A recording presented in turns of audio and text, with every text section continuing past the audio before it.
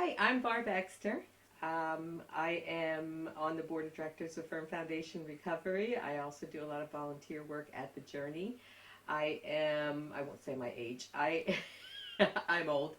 Um, I currently am employed as a compliance officer for Creative Financial Group. I do, again, a lot of volunteer work for Journey, including working in the auditorium, doing food distribution, what they call Code Red. I do some admin work and all kinds of stuff that keep me really, really busy. Born and raised in Delaware, in Wilmington. I was born in Wilmington. I had a relatively normal childhood. I have an older brother and an older sister.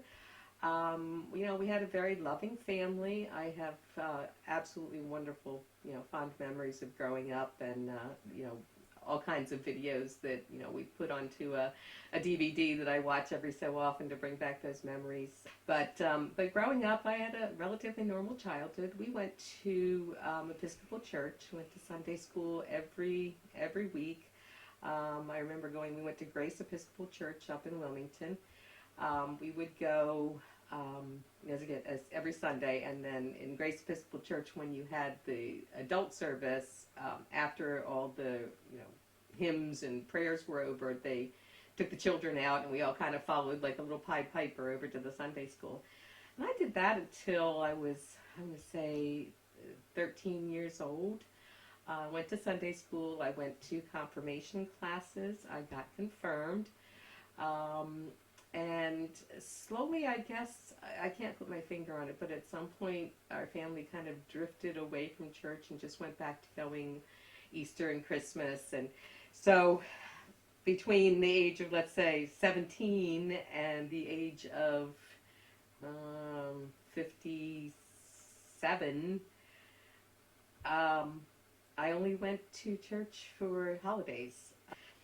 So fast forward to, I want to say around 2014, 2015, my husband's brother, my brother-in-law, had gotten involved in a church. He lives down in Millsboro in Sussex County. And he'd gotten involved with a church called the Lewis Church of Christ, or the Crossing, I think it's called. And he called one day and said he was going to get baptized. So we were invited to go to his baptism. So we drove down to the church, and it was a really cool church. They had like modern Christian or contemporary Christian music.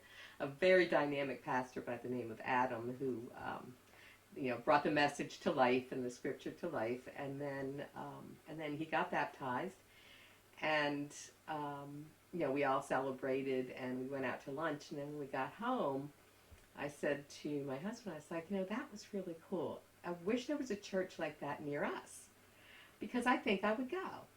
And he said, well, how about that Journey place? It's right down the street. It used to be a sporting goods store. I pass it all the time. It says Real Church. You should try it if that's what you want. So I went one day, and I kind of fell in love with it. And I didn't go really consistently, but I would try and go, at least once every other week, or, try to get there once a week. And just started really listening and paying attention, and it seemed like every message said something to me. It's like everything had some kind of a, I don't want to say a meaning, but it resonated somehow either in my past or my present, or what I was thinking was my future. Well, at that time, my husband was struggling with drug addiction, and so he went to a rehab out in York, Pennsylvania. So when he was struggling, I started going more. I started, because I didn't know what else to do. Obviously, anything that I'm doing is not working. The only thing that I can do is try and put my faith in God and pray and hope that that something changes. During the January 9th gathering, Pastor Marcus always asked us to close our eyes and pray.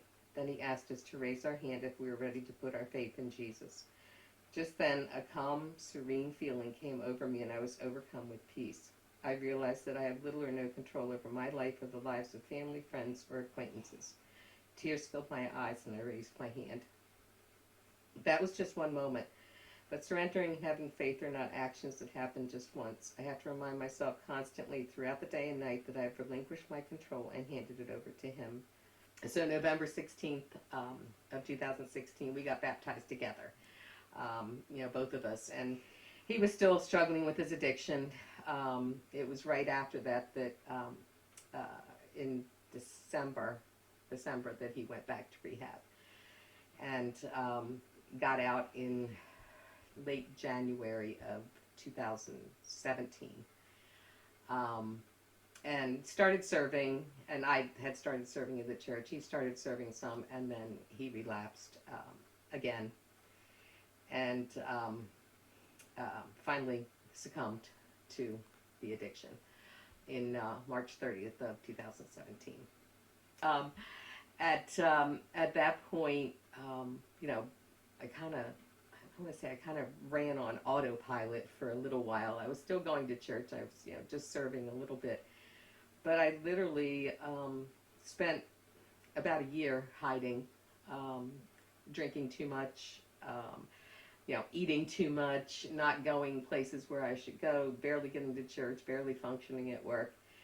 And after about a year of that, I remember, doing my prayers one night. I always sit on the floor in my living room to do my prayers, doing my prayers one night, and finally just throwing up my arms and saying, I can't do this anymore. I can't carry this anymore. I'm turning it all over to you. Even though I'd already put my faith in Him, I wasn't trusting Him, with my life. So, I finally just said, I'm done. I can't do this on my own. It's in your hands now. And I immediately felt better and started getting my life back together, hooked up with a health coach, quit drinking, went on a super diet, lost a whole bunch of weight, started serving a whole bunch more. And I started getting involved with the recovery community by going to the Strength and Recovery meeting at Journey.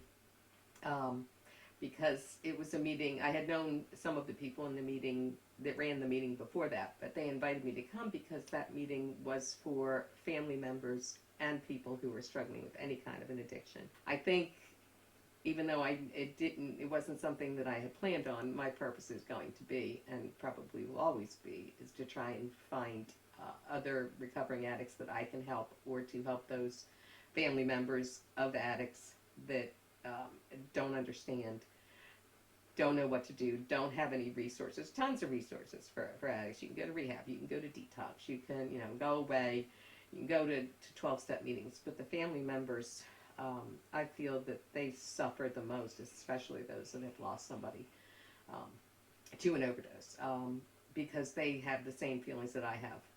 What could I have done differently?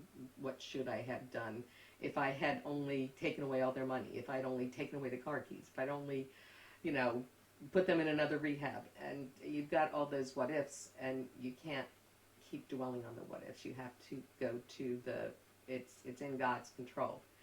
So I finally came to a realization that God took him away from me so that I could recover myself and expand my faith and get stronger in my faith, and to get involved with others to try and help others and other family members that are dealing with the same thing that I dealt with.